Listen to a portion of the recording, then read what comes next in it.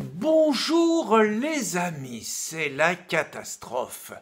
Yacine Benatar en garde à vue depuis hier, on ne sait même pas s'il est sorti. Emmanuel Macron n'a pas de chance, lui qui aime la diversité, lui qui aime l'exotisme, à chaque fois qu'il fait confiance à l'exotisme, il est trahi, ça lui retombe sur le museau. Ainsi, il avait fait confiance à la députée Laetitia Avia. Et Laetitia Avia, à peine élue députée, que fait-elle? Elle ose mordre un chauffeur de taxi qui a le culot de lui demander le prix de sa course.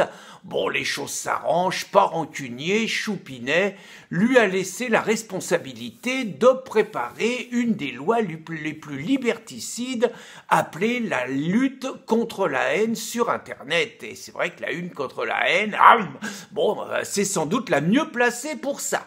Après, on a eu Medjid El Guerab. Alors lui, pareil. Lui, il est plein d'amour, Medjid. Il est plein d'amour. Il aime pas la haine, mais il a quand même fracassé le crâne d'un socialiste avec lequel il avait quelques petits conflits personnels. Pas rancunier, Choupinet, c'est pareil. Il est toujours à l'Assemblée et il siège, tenez-vous bien, dans la commission de Muriel Ressiguier pour lutter contre les violences d'extrême droite.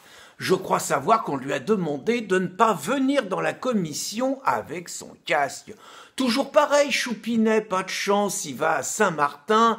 À Saint-Martin, il rencontre deux exotiques du coin. Il est troublé, ils sont torse nu, ils ont le short au bas des cuisses. Et Choupinet se fait prendre en photo avec eux, enlacés dans des poses un peu suggestives. Et résultat, l'un des deux fait un doigt d'honneur, donc on peut comprendre à la France, tandis que l'autre réussit à se faire choper par les flics 8 jours plus tard pour trafic de stupéfiants. Et puis, naturellement, il y a eu le pompon, Benalla Alexandre. Ah là là là là, il a tout gâché celui-là. Choupinet revenait de Moscou, l'équipe de France était championne du monde de football. Il les avait accaparés toute la soirée à l'Élysée, privant entre nous, les spectateurs, les Parisiens qui voulaient fêter leur champion. Bon, c'est pas forcément bien, mais tout allait bien, il allait comme Chirac en 98 profiter de l'embellie et catastrophe. L'affaire Benalla. Tout l'été, il a eu la vie pourrie par ça. Il a été obligé de dire qu'il n'était pas son amant alors que personne ne lui demandait rien. Et puis la France entière a découvert qu'il avait privatisé sa sécurité et que finalement Benalla se comportait comme une racaille, prenant beaucoup de plaisir à humilier policiers, gendarmes et militaires, comme finalement tous les petits parvenus de banlieue qui ne se sentent plus pissés dès qu'ils ont la moindre fonction. Et puis maintenant, c'est son frère Yacine Benatar. Yacine, c'est le frère, il l'avait mis même au conseil présidentiel de la ville. Pourtant, Yacine, il a déjà fait des bêtises. Au Mureau, il n'a pas supporté que les policiers l'arrêtent et tout, lui demande ses papiers. Il supporte pas Yacine, il a insulté les policiers, il s'est retrouvé en garde à vue. Mais là, il a déconné un peu plus quand même, Yacine. Il a insulté Bruno Gaccio.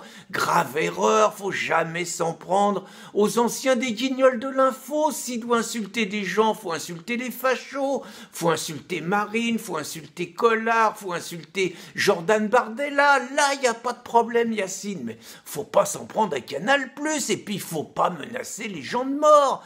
Il a quand même menacé Bruno Gaccio et sa famille de mort. Et comme c'est un poète, Yacine, il a menacé Gaccio de sodomiser sa mère à Saint-Étienne. Et il paraît que les policiers n'ont pas pris ça pour de l'humour.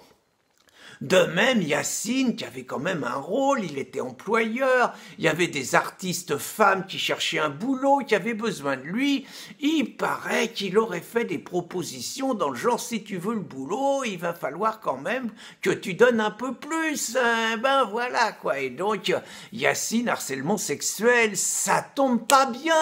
Yacine, il voulait faire le 13 avril la journée de la dignité parce qu'il n'avait pas supporté, même s'il l'avait nié après devant Éric Zemmour, il n'avait pas supporté l'affaire de Décathlon et que Décathlon, sous la pression des horribles islamophobes, retire de la vente le hijab de course qui avait été mis sur les catalogues.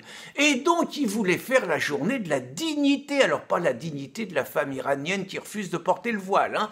C'était la journée de la dignité, et dans la dignité il y avait le voile, il y avait la défense des femmes. Ça fait quand même désordre. Journée de la dignité pour quelqu'un qui menace de mort les gens qui sont pas d'accord avec lui, pour quelqu'un qui menace de sodomiser la mère d'un interlocuteur avec qui il est en train de se friter, et pour quelqu'un qui fait des propositions précises en échange d'un boulot. Journée de la dignité, c'est pas terrible. Alors on pourrait se dire qu'après ça, Macron il va quand même se débarrasser de Yacine Bellatar, qui devient un boulet. Il peut quand même pas le laisser au conseil présidentiel de la ville. Eh bien si, les amis, et je vais vous expliquer pourquoi. Tout est dit dans ce livre de mon ami Jean-Paul Gourevitch sur la fin. Le vote musulman pour 2022 pèse pour 10% de l'électorat. Ça veut dire qu'en 2012, sans le vote musulman, Sarkozy aurait été président de la République et pas Hollande. Ça veut dire que sans le vote musulman, en 2017, Marine Le Pen serait arrivée en tête au premier tour. Et ça veut dire que quelqu'un qui est privé du vote musulman doit faire 60% des voix au deuxième tour pour être élu. Alors, pas bête Choupinet, il est pas prêt de se débarrasser de son frère, quels que soient ses frasques. Bonne journée les amis.